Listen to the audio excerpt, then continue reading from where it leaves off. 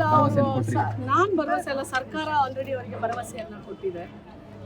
ನೀವು ನೋಡಿರ್ಬೋದು, ಪತ್ರಿಕೆಗಳಲ್ಲಿ ನೋಡಿರ್ಬೋದು, ನಿನ್ನೆ ಉಪಮುಖ್ಯಮಂತ್ರಿಗಳು ಬಂದಿದ್ದಾರೆ, ಮತ್ತು ಮಾನ್ಯ ಮುಖ್ಯಮಂತ್ರಿಗಳ ಜೊತೆ ಚರ್ಚೆ ಆಗಿದೆ, ಮತ್ತು ನಮ್ಮ ವಸತಿ ಸಚಿವರು ಎಲ್ಲರೂ ಇದರಲ್ಲಿ ಭಾಗವಹಿಸಿ ಅವರಿಗೆ ಬೇರೆ ಕಡೆ ವ್ಯವಸ್ಥೆಯನ್ನು, ಇಲ್ಲಿ ಯಾರಿಗೆ ದಾಖಲಾತಿಗಳು ಮತ್ತು ಸ್ಥಳೀಯವಾಗಿ ಇರುವಂಥವ್ರೆ ಎಲ್ಲರಿಗೂ ವ್ಯವಸ್ಥೆ ಆಗಿದೆ. ಅದಲ್ಲದೆ ಮತ್ತು ಇಲ್ಲಿ ಗಂಜಿ ಕೇಂದ್ರಗಳನ್ನು ಸಹ ಒಂದು 2-3 ಕಡೆ ಮಾಡಿದ್ದಾರೆ. ಅವ್ರಿಗೆ ಸ್ನಾನ, ಬೆಳಗ್ಗೆಯಿಂದ ಸಂಜೆವರೆಗೂ ತಿಂಡಿ, ಮತ್ತು NGOಸು ಸಹ ಇನ್ವಾಲ್ವ್ ಆಗಿದೆ, ಮತ್ತು ಆರೋಗ್ಯ ಇಲಾಖೆ ಅಧಿಕಾರಿ ಇಲ್ಲಿದ್ದಾರೆ. ಮತ್ತು ಇಲ್ಲೊಂದು ಬಾಣಂತಿ 45 ದಿವಸದ ಒಂದು ಮಗು ಬಾಣಂತಿ ಮತ್ತು 5 ತಿಂಗಳು ಒಂದು ಗರ್ಭಿಣಿ ಇದ್ದಾರೆ ಅಂತ ಹೇಳಿದ್ರು. ಸೊ ಅವರೆಲ್ಲರಿಗೂ ಸಹ ನಮ್ಮ ಆರೋಗ್ಯ ಇಲಾಖೆ ಅಧಿಕಾರಿ ಸ್ಪಂದಿಸ್ತಾ ಇದ್ದಾರೆ.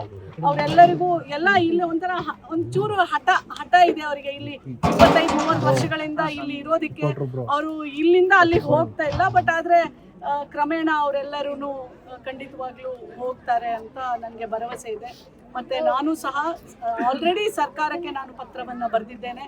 ಮತ್ತೆ ಇಲ್ಲಿ ಕಂಡಂಥದ್ದನ್ನು ಮತ್ತೆ ನಾನು ಸರ್ಕಾರಕ್ಕೆ ಪತ್ರವನ್ನು ಬರೆದು ಅವರಿಗೆ ಅನುಕೂಲ ಆಗೋ ರೀತಿಯಲ್ಲಿ ನಾನು ಖಂಡಿತವಾಗೂ ಪ್ರಯತ್ನ ಮಾಡ್ತೀನಿ. ಸರ್ಕಾರಕ್ಕೆ ಏನು ಪತ್ರ ಬರೀತೀರಾ?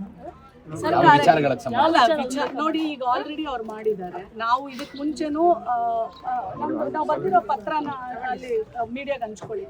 ಆಲ್ರೆಡಿ ನಾನು ಸರ್ಕಾರಕ್ಕೆ ಬರೆದಿದ್ದೀನಿ. ಯಾಕೆಂದರೆ ಇಲ್ಲಿ ಮಹಿಳೆಯರು ಅಂದರೆ ಎಲ್ಲ ಬಡವರು ಇರೋದ್ರಿಂದ ಅವರಿಗೆ ಪರ್ಯಾಯ ವ್ಯವಸ್ಥೆ, ಅದು ಬಡವರ ಒಂದು ಆಶ್ರಯ ಯೋಜನೆ ಇರ್ಬೋದು, ಬೇರೆ ಯೋಜನೆಗಳಡಿ ಬರುವಂಥ ಮನೆಗಳನ್ನು ಅವರಿಗೆ ಕೊಡುವಂಥದ್ದಾಗಲಿ, ಮತ್ತು ಅವರಿಗೆ ಇಮಿಡಿಯೇಟ್ಲಿ ಊಟ ಮತ್ತು ಮಲ್ಕೊಳ್ಳೋದಕ್ಕೆ ವ್ಯವಸ್ಥೆ, ಅದನ್ನೆಲ್ಲ ಮಾಡಲಿಕ್ಕೆ ನಾನು ಆಲ್ರೆಡಿ ಪತ್ರವನ್ನು ಬರೆದಿದ್ದೆ.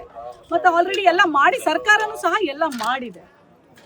ಆಮೇಲೆ ಮಹಿಳಾ ಮತ್ತು ಮಕ್ಕಳ ಕಲ್ಯಾಣ ಇಲಾಖೆ ಅಧಿಕಾರಿಗೆ, ನಾನು ಈ ಭಾಗದ ಅಧಿಕಾರಿಗೆ ಹೇಳಿದ್ದೇನೆ. ಯಾಕಂದರೆ ತುಂಬ ಮಹಿಳೆಯರು ಇರೋದ್ರಿಂದ ಅವ್ರಿಗೆಲ್ಲರಿಗೂ ಸರ್ಕಾರದ ಯಾವುದಾದ್ರೂ ಯೋಜನೆಗಳು ಅವರಿಗೆ ತಲುಪಬೇಕು ಅಂತಂದರೆ ಅದನ್ನೆಲ್ಲ ವ್ಯವಸ್ಥೆ ಮಾಡಿಕೊಡಿ ಅಂತ ಹೇಳಿದ್ದೀನಿ. ಮತ್ತು ಇಲ್ಲಿ ಎಷ್ಟೋ ಜನ ಗಂಡಂದಿರಿಲ್ಲದೆ ತಾಯಂದಿರು ಕೂಲಿ ನಾಲಿ ಮಾಡಿಕೊಂಡು ಬೀದಿಯಲ್ಲಿ ಮಾಡ್ಕೊಂಡಿರುವಂಥವ್ರು ಇದ್ದಾರೆ. ಅವ್ರಿಗೆ ಪೋಷಕತ್ವ ಯೋಜನೆ ಮಾಡಿಸ್ಬೋದು. ಸೊ ಹಲವಾರು ಯೋಜನೆಗಳನ್ನು ಈ ಥರ ನಿರ್ಗತಿಕ, ಅಸಹಾಯಕ, ಧ್ವನಿ ಇಲ್ಲದಿರುವಂಥ ಯಾವ್ಯಾವುದು ಸರ್ಕಾರದ ಯೋಜನೆ ಇದೆ ಅದನ್ನೂ ಸಹ ಮಾಡಿಸ್ಕೊಡಿ ಅಂತ ನಾನು ಹೇಳಿದ್ದೀನಿ. ಮತ್ತು ನಮ್ಮ ಮೊಹಮ್ಮದ್ ಅವರು, ನಮ್ಮ ಜಾಯಿಂಟ್ ಕಮಿಷನರ್ ಇದ್ದಾರೆ, ಅವರು ಸಹ ಒಂದು ಹೆಲ್ಪ್ಲೈನ್ನ ಶೇರ್ ಮಾಡಿದ್ದಾರೆ. ಸೊ ಅವ್ರಿಗೆ ಯಾವುದೇ ಸಮಯಕ್ಕೆ ಏನಾದರೂ ಸಹಾಯ ಬೇಕಂದರೆ ಆ ಹೆಲ್ಪ್ಲೈನ್ಗೆ ಅವರು ಮಾಡಿದರೆ ಇಮಿಡಿಯೇಟ್ಲಿ ಅವ್ರಿಗೆ ಸಹಾಯವನ್ನು ಸಹ ಸರ್ಕಾರ ಒದಗಿಸುತ್ತೆ. Thank you.